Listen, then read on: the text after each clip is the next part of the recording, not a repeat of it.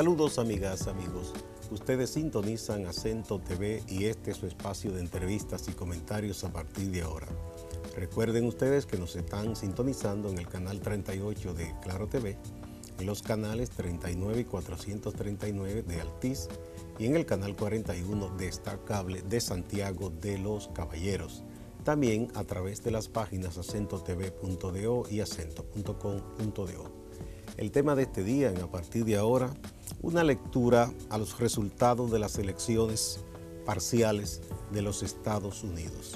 Y tenemos como invitado al doctor Roberto Álvarez, abogado especialista en temas internacionales y derechos humanos, y que fue embajador de República Dominicana ante la Organización de Estados Americanos, OEA, que precisamente tiene su sede en la capital de los Estados Unidos. Vamos a una brevísima pausa antes de empezar.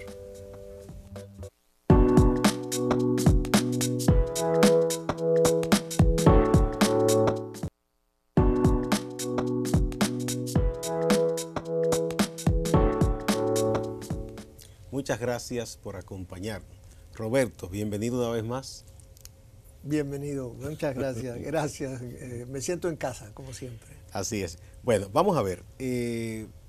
Comencemos con lo siguiente. Tú das seguimiento a la política estadounidense desde hace mucho. La conoces bastante bien. Y yo creo que Estados Unidos debe ser uno de los países en que más mediciones se hacen y más pulso se le toma a la política, con encuestas, mediciones, estudios longitudinales de muchísimos años que llevan a cabo universidades. Debe ser, ¿verdad?, el país donde más se miden estas cosas. Sí, mira, en Estados Unidos se estudia prácticamente de todo. Y estadística de todo también. Y se segmenta hasta las cuestiones más pequeñas, así que sí, tienes toda la razón. Entonces, a partir de ahí, me gustaría que me hables un poco si los resultados de estos comicios más o menos tienen que ver con lo que se había pronosticado y lo que tú mismo pensaba que podía ocurrir. Bueno, lo que sucede es que hay múltiples encuestadoras y había una gama bastante amplia también de resultados. El grueso de ellas, es decir, los promedios de la mayoría, indicaban que los demócratas tenían grandes posibilidades de lograr una mayoría en la Cámara de Representantes y que no lucía como que iban a lograr capturar una mayoría en el Senado. Eso lo pronosticaban. Ahora, el grueso también, el promedio, pensaban de que podía haber lo que llamaban una gran ola azul, es decir, del Partido Demócrata, que podían lograr hasta obtener hasta 250 a 260 escaños en la Cámara de Representantes, lo cual hubiese sido realmente un tsunami. No lograron esa cifra.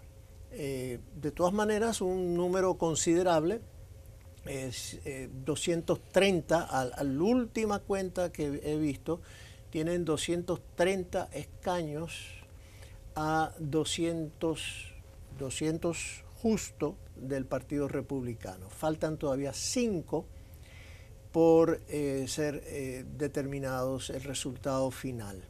Es decir, todavía podrían aumentar ese número en algo, pero queda todavía por debajo, unos 20, 25 curules, por debajo de esas proyecciones optimistas, extremadamente optimistas.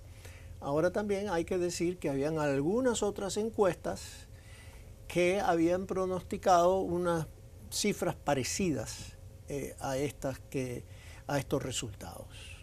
Así que en general, y en el Senado también mostraban que iba a ser muy difícil para los demócratas obtener un control del Senado, porque solo se elegían, a diferencia de la Cámara de Representantes, se elegían todos los asientos, se renovaban los 435 asientos.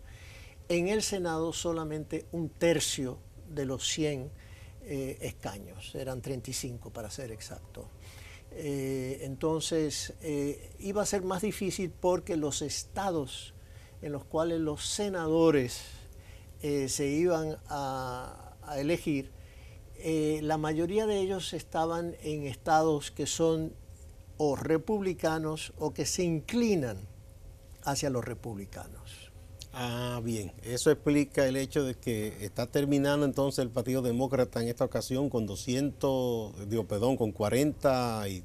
¿Cuánto es ese? Bueno, hasta ahora, de nuevo la última cifra que vi, hasta ahora ya confirmados 46 senadores. 46. Y 51 para los republicanos. Para los republicanos. Y tenían, hasta este momento, los demócratas no eran 49. Los demócratas tenían 49 y los republicanos 51. Y ahora mismo hay 3 que están todavía por determinarse. Por determinarse. Que son Mississippi, Arizona y Florida. ¿Puede ser que terminen con la misma cantidad los demócratas entonces o bajen un poco? Teóricamente podría ser. No parece que van a lograr mantener el número, pero tampoco parece que los republicanos vayan a aumentar de una manera dramática tampoco el número de curules. Ahora bien, Roberto, los políticos son muy creativos todos y parece que en todas partes igual, porque uno vio a los demócratas celebrando, pero igual uno vio por lo menos a Donald Trump diciendo que eso era una gran victoria y celebrando también. Pero no solo eso, él dijo que esa victoria era por él, básicamente. Así es. ¿Cómo leer esas dos celebraciones al mismo tiempo? Bueno, mira, hay que añadir, Gustavo, que además de el Congreso, también se elegían las gobernaciones. Gobernaciones, sí. Un buen número de gobernaciones estaban también, no todas, en juego, no recuerdo exactamente cuántas, pero también los escaños en las asambleas legislativas estatales. Esos son como los congresos de cada estado, ¿verdad? Correcto. Entonces, los demócratas aumentaron el número 7 en 7. Ganaron 7 escaños a nivel de gobernaciones. Ah, bien. Han aumentado 7 gobernaciones más bajo su administración. Correcto.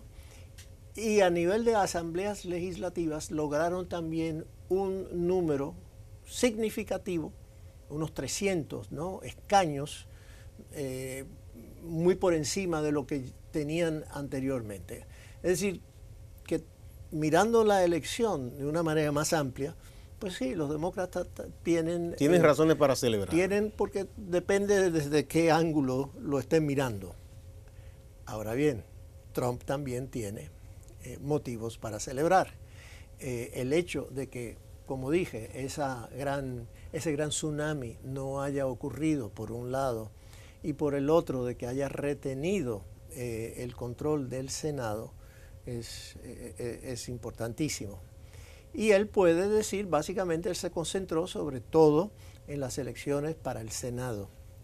Y por lo tanto puede tomar crédito por ese resultado.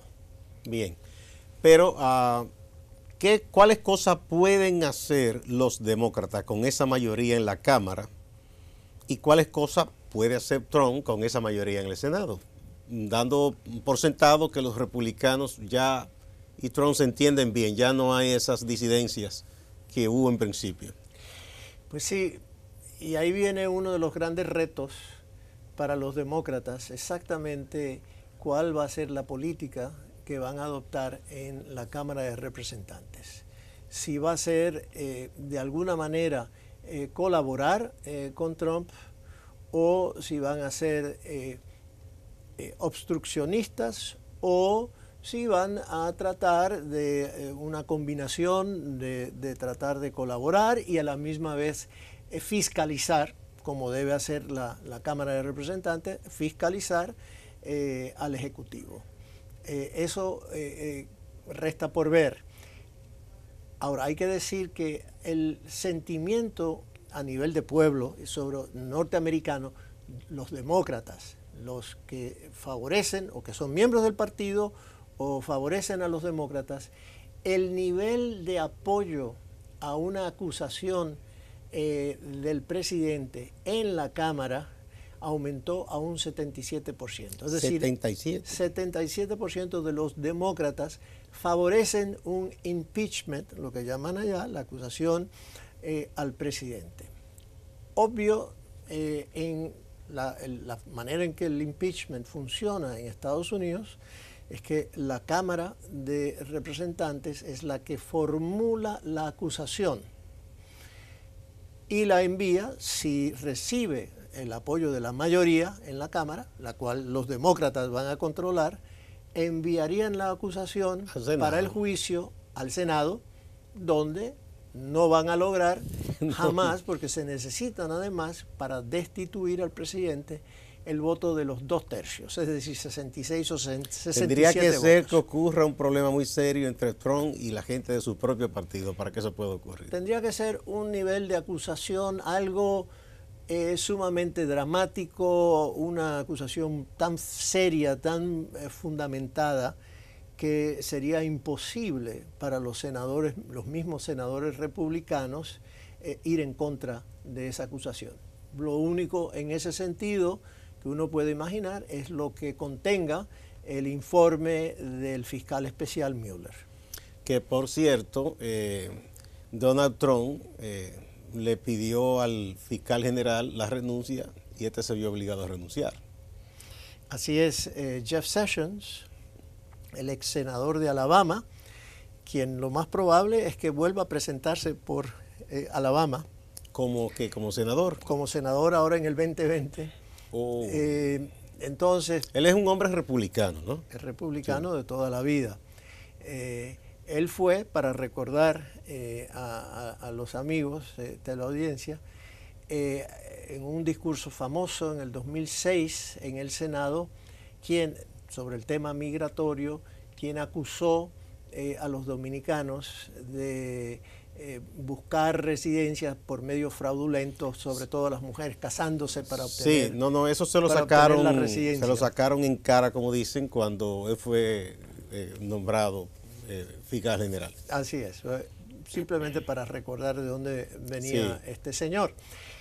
La cuestión es que el presidente, esto lo acaba de hacer ayer, un día después o 2 días después de las elecciones, ayer o antes de ayer, y pedirle la renuncia, que es básicamente despedirlo. Y ahí es donde viene exactamente uno de los argumentos jurídicos ahora mismo. Si la persona que el presidente nombró como fiscal general, procurador general en funciones o actuante, si va a tener la capacidad realmente de actuar o no ante la situación del fiscal especial, porque no ha sido confirmado, no es una persona que requiere el cargo, confirmación por el Senado. Entonces, la persona que nombró Matthew Whitaker era el jefe de gabinete del mismo procurador general. Es una persona que viene de fuera y quien está ya, hay récords de sus declaraciones previas en las cuales él hasta argumentaba, antes de haber entrado al Departamento de Justicia, de cuáles eran las formas para cortarle las alas al fiscal especial. O sea que él tiene un prejuicio hecho ya. Esos antecedentes están claros ahí, ese es uno de los argumentos, que esta persona no puede tomar decisiones en relación al fiscal general porque ya tiene esos prejuicios previos que todo el mundo conoce. Con miras a la posibilidad de que avance las investigaciones que se vienen haciendo de si hubo esos vasos comunicantes entre la gente de Trump y el gobierno ruso, ¿qué tanto podría ser útil para el avance o retener esa investigación ese nuevo fiscal general?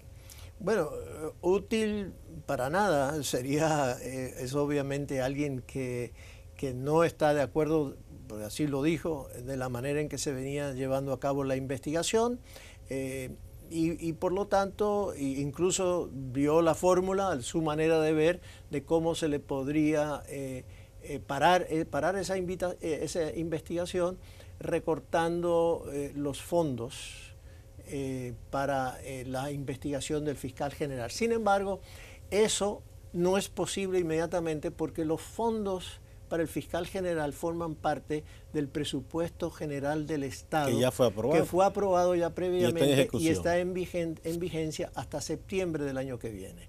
Ahora, sí podría ser despedido, y eso es otro tema.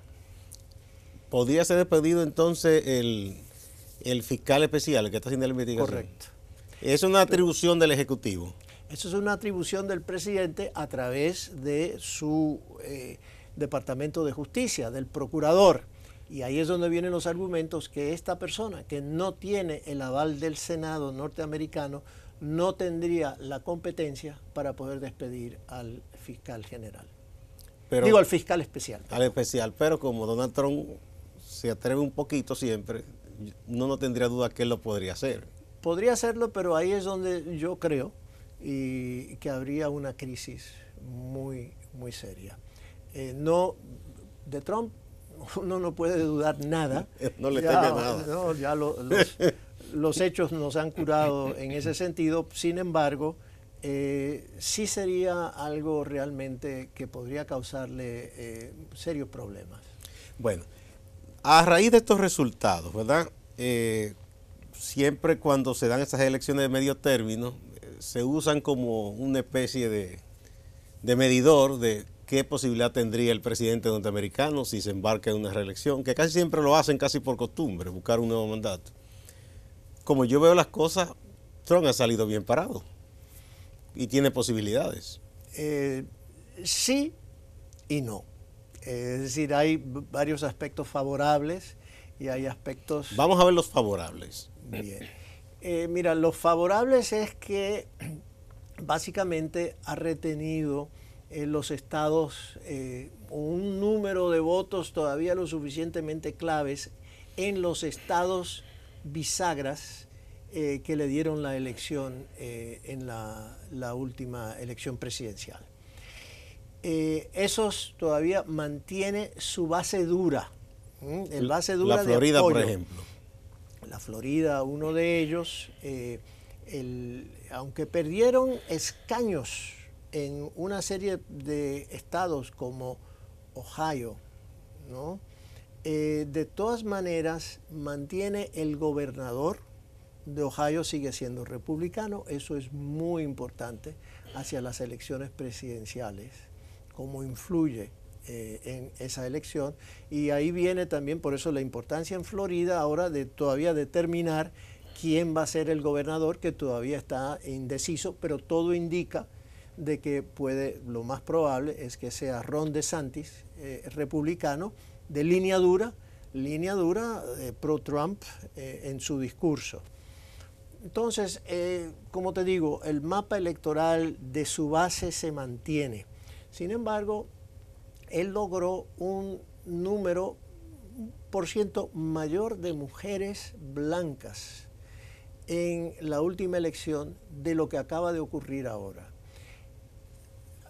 Aparentemente, el grueso de las mujeres, bueno, 62 o 63% me parece, es la cifra de mujeres blancas con títulos universitarios. Votaron predominantemente por el Partido Demócrata o por candidatos demócratas. Entonces, se le ha ido erosionando la base en cuanto a las mujeres y, por el otro lado, las minorías, que fueron un 30% del electorado ahora, las minorías también votaron 70% demócrata, 30% republicano. Ahí tenemos que incluir los afroamericanos, los hispanoamericanos. Los hispanos, asiáticos, pueblos aborígenes, ¿no? En ese 30%. Bueno, eso es importante. ¿Cuál es el peso que tienen, ya que hablamos? Por cierto, Gustavo, déjame añadir algo. Sí. 70% de los latinoamericanos votaron demócrata. Yo apuesto, todavía no he visto las cifras, esperando a ver, yo apuesto que los dominicanos votaron aún un por ciento mucho mayor demócrata que ese 70% promedio de todos los ¿Y latinoamericanos. los dominicanos ya son más proclives a hacerse ciudadanos? Porque antes eso eran los líderes de la comunidad dominicana, decían que el dominicano no solía juramentarse y que no se interesaba mucho en votar. Ya está participando Sí, más. hace ya cierto número de años que ha ido aumentando considerablemente la naturalización, la adquisición de la ciudadanía norteamericana por un buen número de los dominicanos. Y si mal no recuerdo, a título de ejemplo, en la elección congresual del 2010 y en la presidencial del 2012, los dominicanos, si retengo la cifra, el voto de los dominicanos en Florida fue un 95% demócrata. Aunque ahí no somos tanto en la Florida como en Nueva York. Es la segunda. Después de Nueva York es la segunda, antes de New Jersey. Yo pensé que no éramos tanto en la Florida, ¿no? Yo creo que, si mal no recuerdo, la cifra viene siendo unos 150,000 o 200,000 considerable, personas, considerable en la Florida. Vamos a una pausa. Cuando retornemos, me gustaría que me hables un poquito, con más detalle, del peso que tienen las gobernaciones, esos gobiernos, esos congresos locales. A ver qué tanto puede eso influir en la vida de la gente y también con miras a los comicios.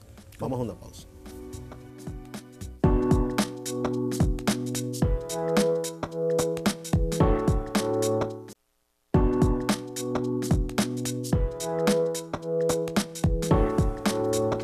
Muchas gracias por continuar en A Partir de Ahora. Estamos hablando sobre los resultados de las elecciones de medio término en los Estados Unidos. Conversamos con el doctor Roberto Álvarez, que es un especialista en Derecho Internacional y que fue embajador nuestro ante la OEA en Washington. Hablábamos ahorita de las gobernaciones, ¿verdad? ¿Cuál es el peso de la gobernación y qué tanto puede influir en la gente? ¿Un gobernador administra presupuesto, por ejemplo? Sin duda alguna, los gobernadores tienen un peso considerable en la vida nacional. Es una de las fuentes para presidenciales. George W. Bush, Jimmy Carter. Bill Clinton también. Bill Clinton, pues es una de las canteras, como te digo, para llegar a la presidencia. Tienen una importancia en un país federal como Estados Unidos. Tienen mucho en términos de los recursos que utilizan, tanto los recursos estatales como los federales que reciben. Así que los gobernadores es una fuente de influencia política muy importante.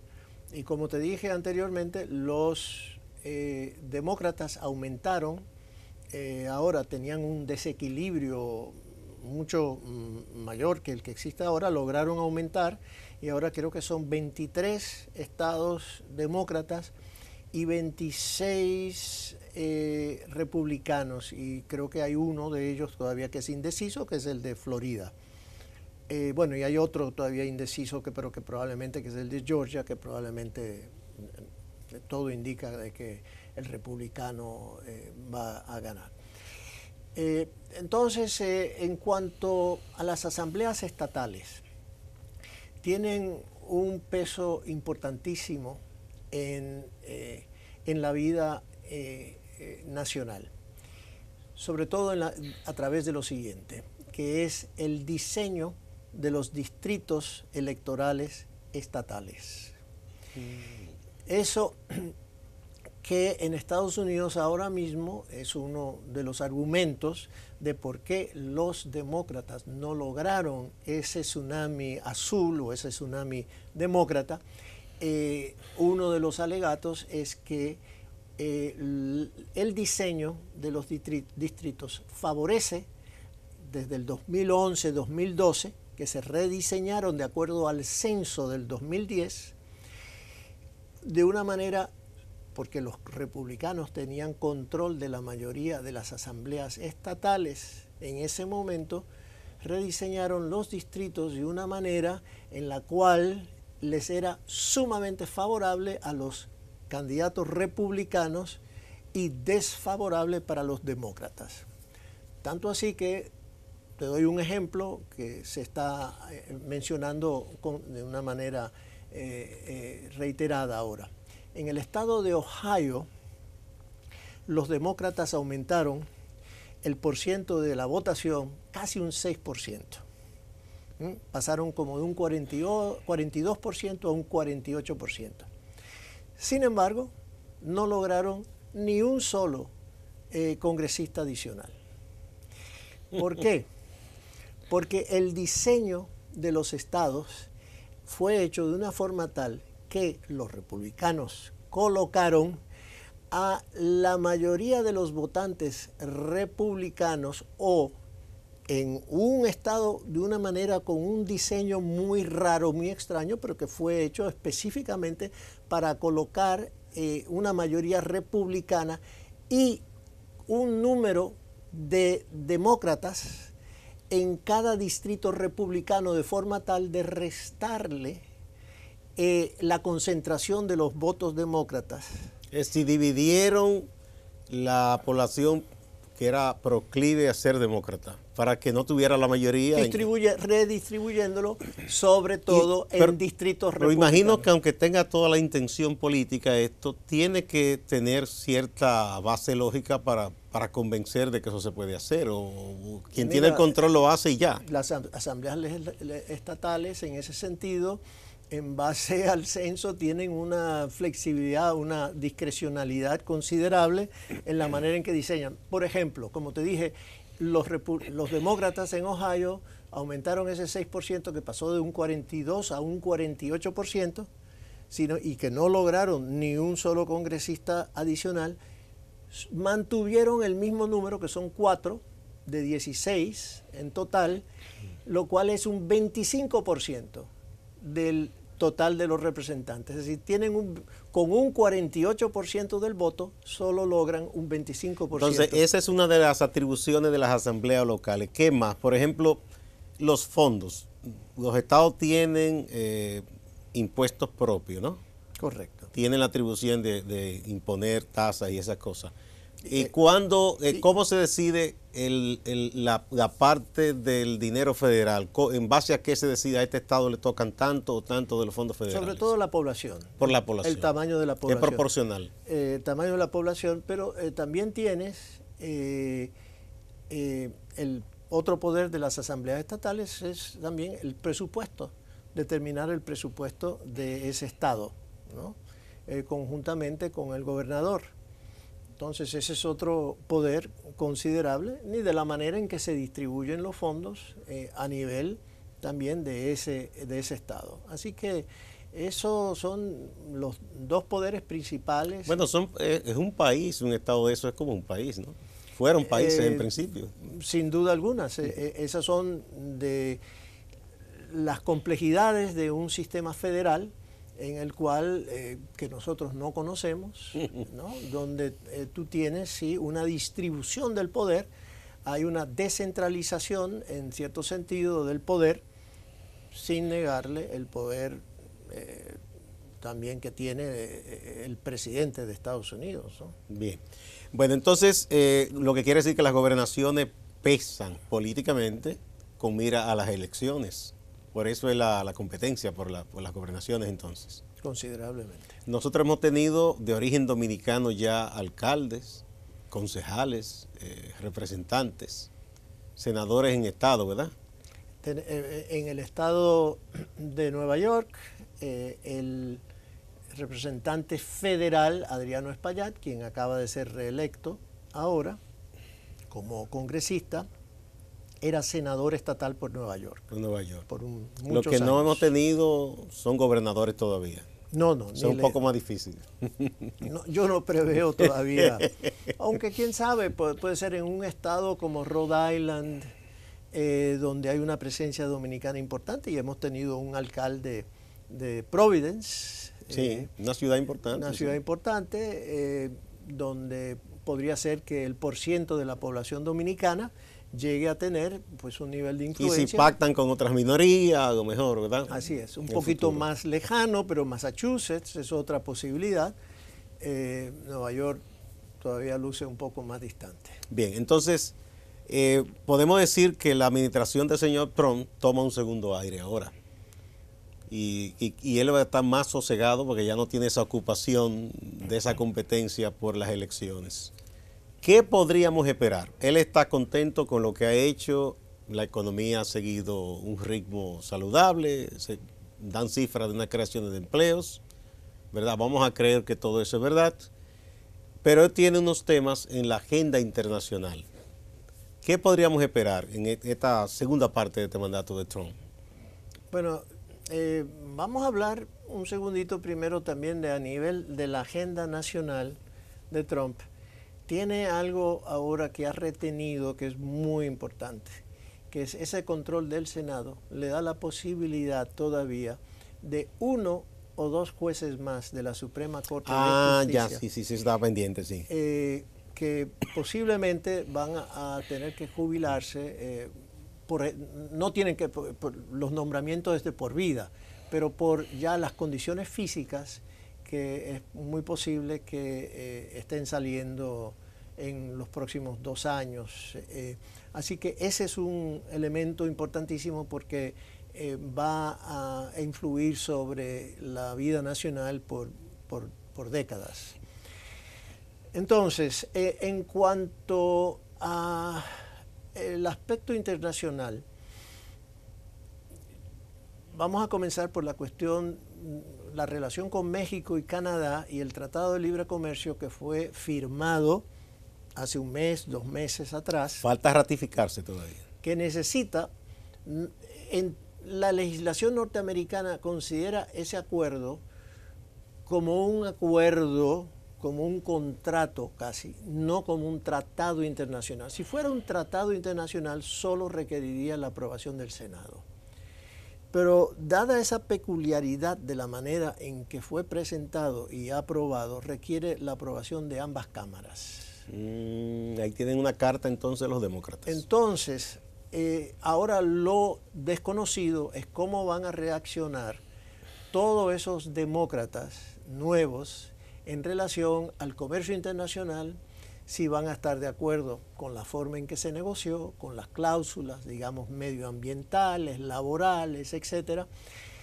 No sabemos.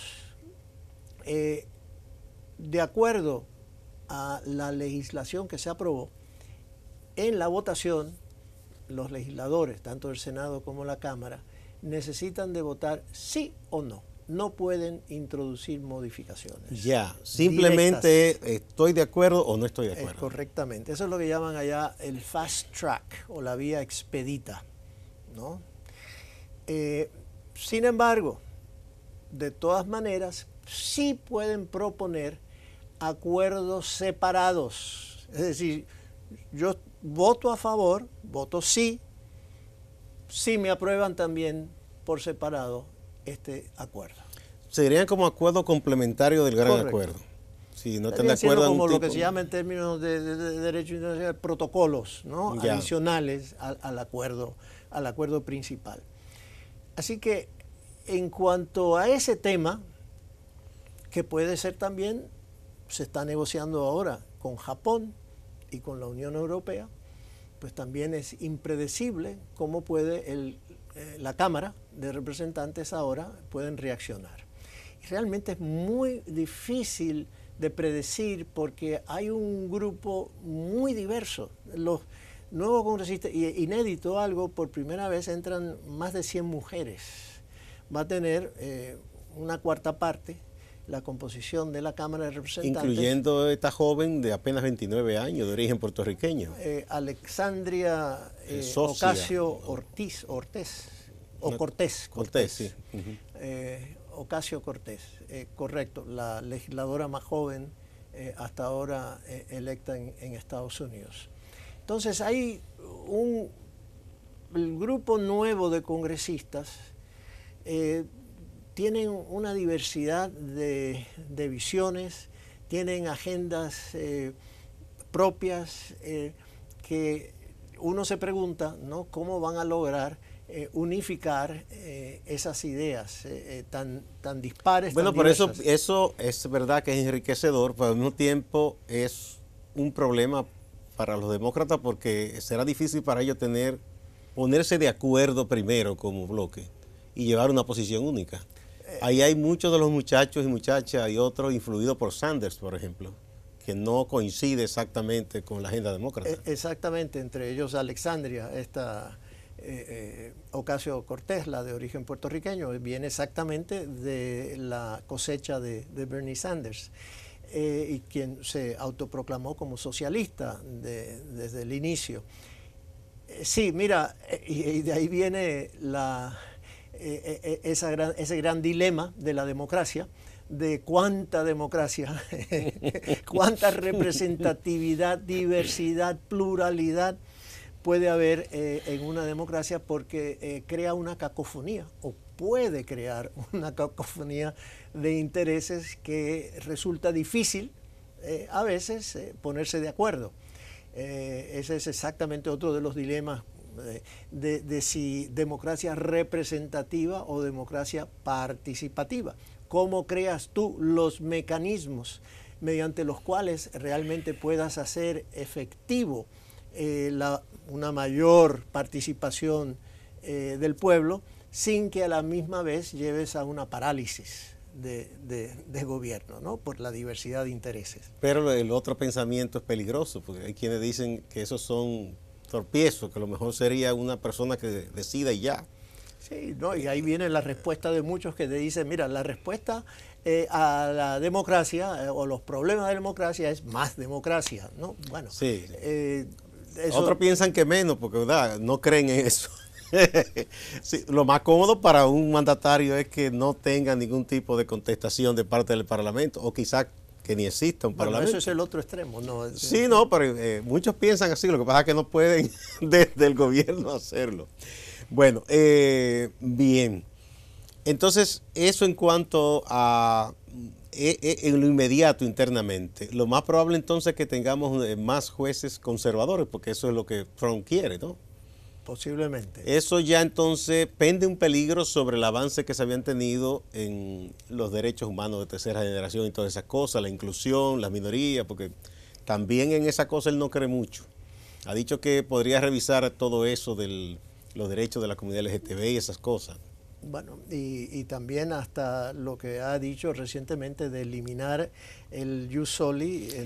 Que eso sería algo también. El derecho a la nacionalidad norteamericana automática por haber nacido en territorio norteamericano, sin importar la condición migratoria de los padres, que él ha estado avanzado la idea de que él pudiera por decreto eliminar. ¿Y es posible eso por una decisión del Ejecutivo? Aparentemente no. No. Aparentemente no. Inmediatamente sería llevado a corte eso, ¿no? Sin duda alguna. Aparentemente es una enmienda constitucional, y las enmiendas constitucionales requieren no solamente el equivalente de una ley orgánica en ambas cámaras del Congreso, en ambas, el Senado y la Cámara de Representantes, sino que además requieren la aprobación de 2/3 de los estados. Primero internamente en cada estado. En cada estado requiere también. Sería muy traumático. Es sumamente difícil la aprobación de una enmienda. Bueno, de todas formas, ese es un argumento que ahora está pendiente de resolución. Como te digo, el avanzado, esa idea, la cual dependerá de si él la trata de hacer efectiva o no a través de un decreto. Eso hay que esperar. Pero bueno, ese es otro de los temas en los cuales la libertad de expresión es algo que está bajo asedio. Lo hemos visto continuamente, de la forma tanto en la cual se refiere él a los medios de comunicación como los enemigos del pueblo. No, y ya está pasando hasta vía de hecho. O sea, hasta retirar la acreditación a un periodista, eso era impensable en Estados Unidos. Correctamente, eso es algo que ha puesto ahora las alarmas, las ha aumentado, ese acto arbitrario de la Casa Blanca de retirarle al periodista Jim Acosta de CNN. Así que hay muchas señales de preocupación en ese sentido, que habrá que ver por dónde viene. Bueno, entonces a nivel exterior, Bien, hay también cosas que se están dando. Él va ahora ya salió para Francia, para la efeméride del fin de la Primera Guerra, si Sí, mal no recuerdo, ¿no? la armisticia, la fecha de la armisticia. Sí. Él ha estado presionando a los europeos para que inviertan más en el asunto de la defensa, un mayor porcentaje. Hay una propuesta que, si no es bien dirigida contra lo que Trump plantea, es algo novedoso, si se quiere. El presidente Macron, que ha dicho, Europa ya puede tener su propia forma de defensa sin necesitar de Estados Unidos. Eso tiende a causar algún tipo de preocupación, me imagino yo, en la OTAN. Bueno, mira, Francia tiene una tradición de cierta independencia, incluso esa fue promulgada por el presidente Charles de Gaulle en su momento, que fue la independencia nuclear. Postuló de Gaulle que Francia no necesitaba actuar exclusivamente bajo el escudo nuclear norteamericano y que tendría su propia política nuclear. Así que hay una tradición. Hay un antecedente. Bueno, es famosa la frase aquella de que le preguntaron en un momento que hacia dónde dirigían esos cañones, ¿no? Ya que no estaban, habían roto como con esa alianza. Y dicen que él dijo, bueno, los que nos han invadido son los alemanes. Sí, así que... entonces Macron, la verdad es que no le he dado seguimiento a este aspecto de lo que tú estás señalando recientemente, pero yo no veo que Macron vaya realmente a crear algún tipo de independencia de la OTAN, que se vaya... Él ha hablado más bien como líder europeo, las cosas que ha dicho, ¿no? Que yo creo que está sintonizando con lo que ha dicho la Merkel en otro momento y lo demás. Cuando Trump ha salido con una de esas cosas que ellos más o menos le responden. Sí, ellos todos estaban en proceso de aumentar. Es decir, que sí aceptaron el argumento de Trump de que no habían estado dedicando el 2% de su PIB a el presupuesto de defensa, como era el acuerdo bajo la OTAN. La cuestión es hasta dónde Trump va a mantener esa alianza como la OTAN, como algo al cual le va a continuar dando el apoyo que siempre Estados Unidos le ha dado. Es decir, a veces ha puesto en duda la utilidad de la OTAN. Bueno, habría que preguntarse también qué tan útil es eso hoy día, o sea, porque uno no ve. Lo primero es que aunque se viven lanzando cosas, los rusos y los estadounidenses, lo que ellos han sido es aliados siempre. En las guerras grandes que ha habido han sido aliados. Sí, mira, sin entrar mucho en la cuestión de la geopolítica europea en relación a Rusia, porque eso nos llevaría por otra discusión. Estados Unidos ha mantenido una presencia importante de tropas en Alemania. Ha ido fluctuando a través de los años, pero... Aún después de la reunificación, ¿se ha mantenido el mismo número? Yo pensé que había descendido. No. Ha descendido algo, pero es colocando el número de tropas que en su momento tuvieron en Irak o en Afganistán, que ya son prácticamente pocas en comparación, ¿no? 1.000, 2.000, 3.000, pero hubo en su momento en los cuales eran 100 y pico de mil, pero poniendo esas cifras a un lado, las presencias principales de Estados Unidos en términos de fuerzas militares con tropas, con botas en territorio extranjero, como dice, son Corea del Sur, Japón y Alemania.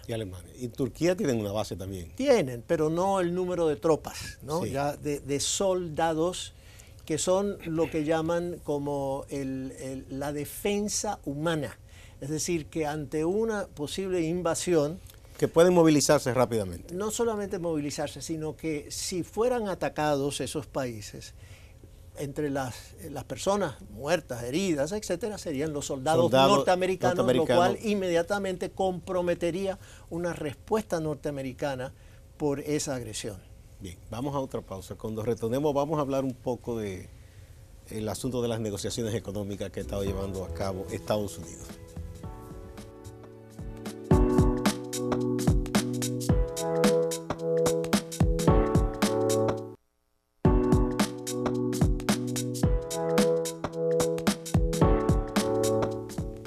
Muchas gracias por continuar en A Partir de Ahora. Estamos hablando sobre los Estados Unidos a raíz de este resultado de las elecciones, lo que podría venir para el presidente Donald Trump y lo que podría venir para el mundo, porque nadie puede negar el peso que tienen los Estados Unidos en la política y en la economía mundiales. Conversamos con Roberto Álvarez, abogado, especialista en Derecho Internacional y Derechos Humanos, y ex embajador de República Dominicana ante la OEA. Bueno, Trump se anotó un punto con lo del Tratado de América del Norte que debe ser ratificado, no solo en Estados Unidos, también en los parlamentos de México y de Canadá, pero eso se da casi como un hecho. Él ha retomado lo que a principio de gobierno no le hizo mucho caso y hasta dejó de lado, que era esas negociaciones que había comenzado la administración Obama con Japón y otros países para formar un bloque que hiciera contrapeso a China. Ahora quiere retomar eso de nuevo en la medida en que se ha peleado con China, aunque dice que se va a entender de nuevo, porque él como que golpea y acaricia, ¿verdad? Y también ha seguido con el tema de reclamar lo que él entiende un trato más justo tanto a los europeos como a todo el mundo. ¿Cómo tú ves en esa parte qué tanto éxito podría tener Trump? Mira, hace un año, año y medio, el primer año de Trump en el poder, pues no parecía tener lógica su estilo de negociación en relación a los acuerdos comerciales o a su política exterior.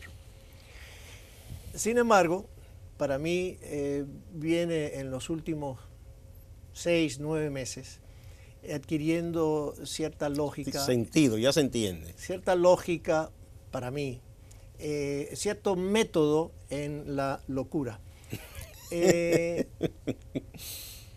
A ver, todo parecía que él inmediatamente denunció o dijo que no iba a ratificar el tratado de libre comercio del acuerdo transpacífico, ¿no? Que no iba a entrar, que eran 12 países, que las economías más importantes de Asia-Pacífico. Entonces, tampoco continuó las negociaciones con la Unión Europea. Mientras tanto, varios de los países Asia-Pacífico continuaron con los 11 países que restaban tratando de llegar a un acuerdo y han avanzado bastante. Pero bueno, también comenzó las negociaciones con Tratado de América del Norte, el NAFTA, TLC de América del Norte. Parecía que estaba a punto de romperlo y que no le importaba si había un acuerdo final al final del día o no. Sin embargo, se logró. Algunos dicen que no ha habido grandes modificaciones. Yo no estoy tan seguro. Yo creo que ha habido modificaciones importantes. Y por cierto, uno de los aspectos, una de las cláusulas para mí muy llamativas, hay muchas, pero estoy reteniendo esta para hablarla un poquito más adelante, es una que dice que antes de que cualquiera de los 3 socios, es decir, Canadá, México o Estados Unidos, pueda celebrar un tratado de libre comercio con un tercer país que no tiene una economía de mercado, tiene que pedir primero el visto bueno de los otros socios.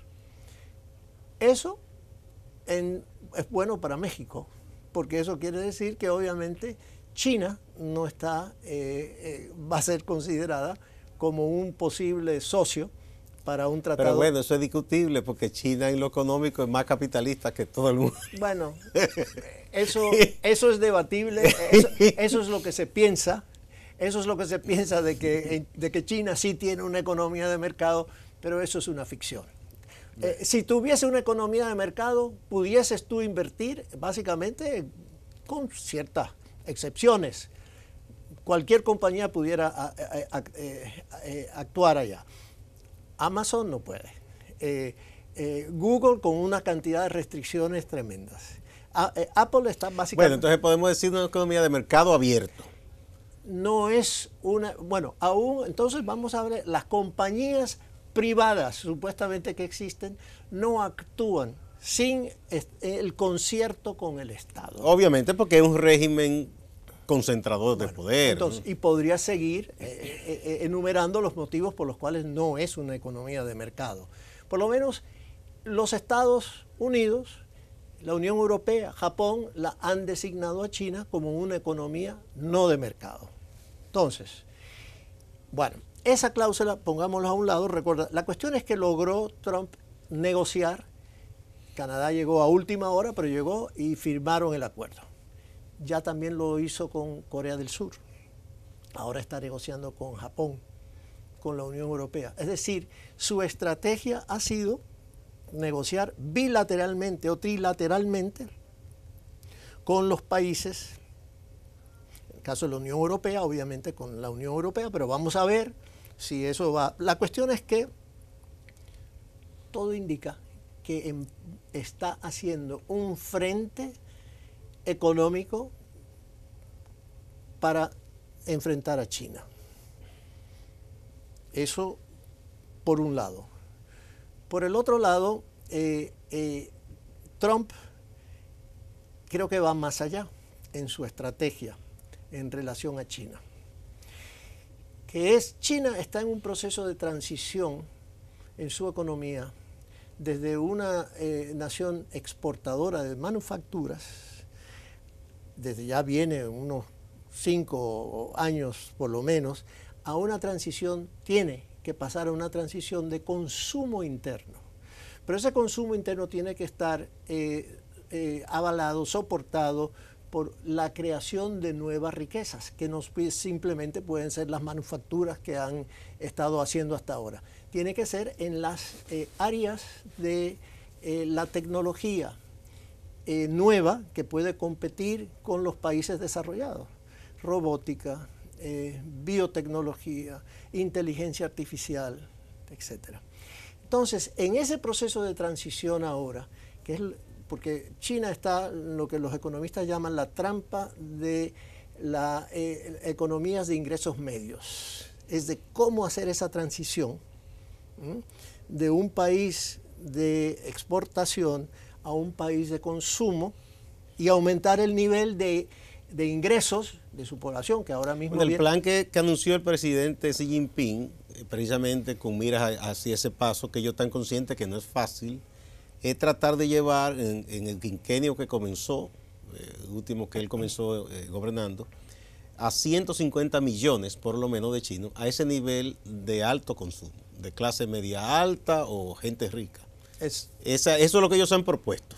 Exacto, pero eso tiene que estar, como te digo, basado en las tecnologías de punta, ¿no? El conocimiento de punta, para poder generar esa riqueza que le permita a su población pasar de un ingreso per cápita promedio de 5 o 6 mil dólares ahora a 40 mil, 45 mil dólares por persona. Ese es el momento. Entonces, este momento es en el cual depende más, sobre todo, de la tecnología extranjera que han logrado a través de las empresas que se ubicaron en China, a través de los acuerdos entre empresas extranjeras y nacionales. Y es ahí donde yo creo que Trump está yendo, dirigiendo esta guerra comercial, realmente es dirigida a tratar de frenar o por lo menos ralentizar ese desarrollo chino en este momento que ha dependido en buena medida de esa, porque están atrasados, han desarrollado algunas industrias como por ejemplo las energías no renovables, han hecho, probablemente son el país puntero en ese sentido, pero en el resto de las tecnologías todavía no, están atrasados. Le falta un largo trecho. 5 o 10 años, pero bueno. Es ahí donde creo que Trump está atacando en este momento a esa parte de China, alterando las cadenas globales de producción, parando a las compañías norteamericanas o europeas o japonesas de no invertir o retirarse del mercado chino. Eso le da lógica a lo que le ha hecho hasta ahora. Tengo que bruscamente pedirte que pasemos rápidamente, porque ya me están haciendo sueño, a qué tanto Estados Unidos en ese pugilato que mantiene con China observa las relaciones de otros países, sobre todo países pequeños que son muy dependientes de su influencia, de esa relación con China. Y tenemos el caso nuestro, que el gobierno ha estado celebrando ese viaje que hizo a China con funcionarios, con el presidente y con empresarios. ¿Tú piensas que podrá venir algún tipo de reacción de Estados Unidos hacia nosotros? Mira, en primer lugar, yo, como la mayoría del pueblo dominicano, estaba a favor del establecimiento de relaciones diplomáticas con China. Creo que fue algo que debimos haber hecho hace ya mucho tiempo atrás. Creo que fue positivo el viaje del presidente Medina, por lo menos en cuanto a la forma, es decir, la solemnidad con que fue recibido, el protocolo, la distinción. Ahora bien, poniendo eso a un lado, el contenido, lo concreto, eso falta por ver. Eso yo he estado preguntando. Y ahí es donde, sí, y ahí es donde yo diría que el gobierno dominicano y los empresarios dominicanos deben pensar cuidadosamente, por todos los motivos, no voy a repetir lo que he dicho ahora recientemente, en relación a la guerra geopolítica que hay en este momento entre China y Estados Unidos. Entre gigantes. Y viendo visto la reacción que hubo recientemente por los últimos 3 países que establecieron relaciones con China, Panamá, El Salvador, República Dominicana, yo lo que diría es que deben medirse cuidadosamente las áreas en las cuales se permite la inversión china y el nivel de endeudamiento que el gobierno dominicano pueda tomar, que pueda dependiendo también de las garantías, si son garantías soberanas, como ya ocurrió, por ejemplo, con estos 600 millones de dólares para el sector energético. Yo creo que hay que pensar muy cuidadosamente, porque no queremos estar entre las patas de los caballos en este momento dado, encontrarnos en un conflicto entre los dos. Sobre todo ahora cuando vamos al Consejo de Seguridad de Naciones Unidas a partir del 1 de enero. Bien. Pues yo creo que mejor explicado de ahí no se puede. Muy bien. Gracias. Muchas gracias, Roberto Álvarez, abogado especializado en Derecho Internacional y Derechos Humanos y ex embajador dominicano ante la OEA, por estas explicaciones. Yo creo que la gente, después que te vea a ti, tiene más claras las cosas respecto a lo que está ocurriendo en Estados Unidos y lo que podría venir en el futuro inmediato. Muchas gracias. Amigas, amigos, no se vayan ustedes, que hay más en Acento TV.